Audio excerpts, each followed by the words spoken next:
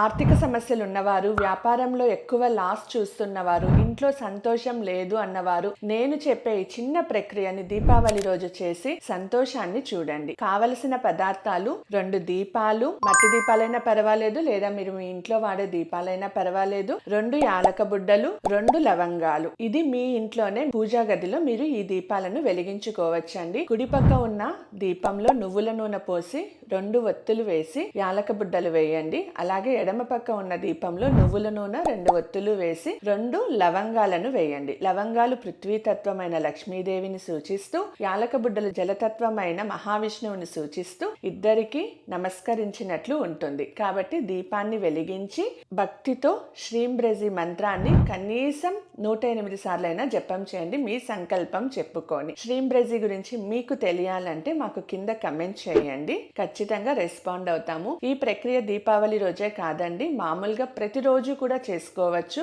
ఉదయం సాయంకాలం ఏ సమయమైనా కావచ్చు. భక్తితో శ్రద్ధతో మీరు అమ్మవారి పైన స్వామివారి పైన మనసు లగ్నం చేసే సమయం ఎప్పుడైతే ఉందో అప్పుడు ఖచ్చితంగా చేసుకొని స్వామివారి కృపకు అమ్మవారి కృపకు పాత్రలవ్వండి.